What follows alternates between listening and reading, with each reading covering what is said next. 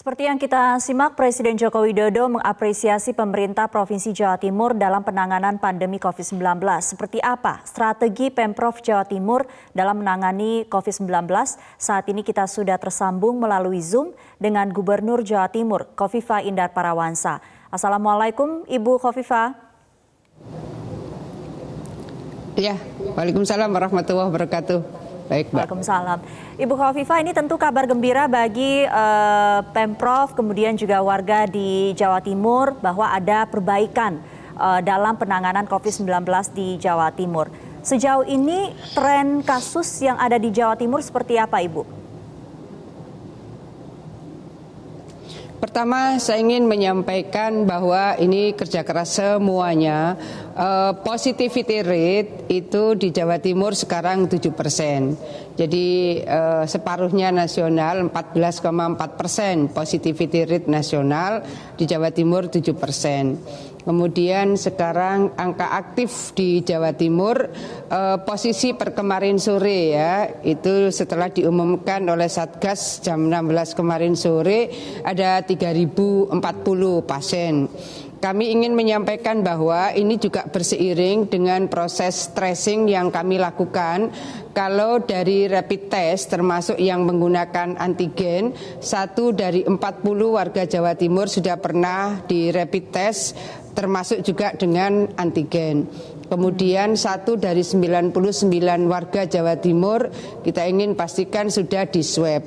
Pada posisi seperti ini saya ingin menyampaikan tracing tetap masif dan alhamdulillah positivity rate dibandingkan Mbak Zumi dulu akhir Juli itu sempat 31%. Dengan kerja keras semua pihak akhirnya per kemarin kita pada posisi 7% positivity rate. BOR kita 42%, bed occupancy rate di Jawa Timur 42% dibandingkan dengan standar WHO 60%. Artinya cukup banyak tempat tidur yang kosong dan saya tidak ingin itu terisi.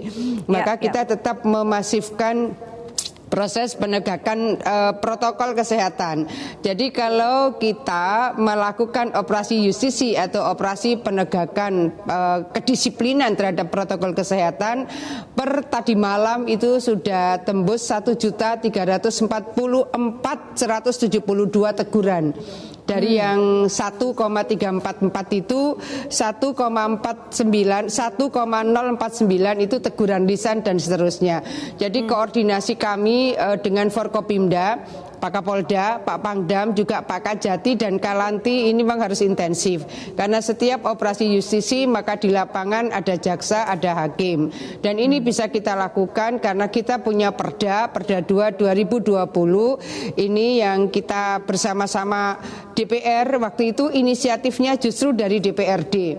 Bahwa kita membutuhkan perda untuk payung hukum kalau kita ingin melakukan penegakan protokol kesehatan supaya lebih signifikan. Kira-kira gitu. Baik, Bu Khofifah. Jadi operasi justisinya juga jalan gitu. Bagaimana dengan kesadaran masyarakat untuk mematuhi protokol kesehatan? Apakah juga sudah membaik?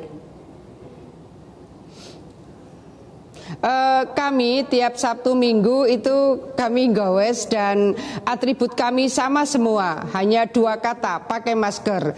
Jadi kami pakai t-shirt itu message-nya sama, pakai masker. Kita juga membagi masker unlimited di setiap titik-titik yang potensial kerumunan. Kalau saya sebut kita itu di situ sebetulnya ada instansi-instansi vertikal. BI turun, OJK turun, BPN turun, Bulog juga turun, BPS juga turun dan semuanya. Nanti kalau dengan Forkopimda juga Pak Kapolda, Pak Pangdam, Pak Pangko Armada turun semuanya. Jadi kekompakan ini menurut saya menjadi kekuatan yang luar biasa. Kita membagi masker unlimited, lalu kita bertemu di titik-titik tertentu untuk memastikan. Misalnya adalah membawa banpres PUM, kemudian membawa program KUR.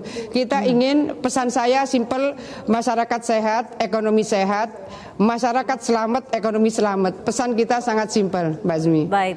Bu Khofifah, nanti kita akan lanjutkan. Saya ingin tanyakan juga terkait dengan anak muda di Jawa Timur yang katanya agak susah untuk ditertibkan, kemudian juga penanganan klaster pondok pesantren. Kita akan lanjutkan usai jeda yang satu ini. Tetap di Metro Siang.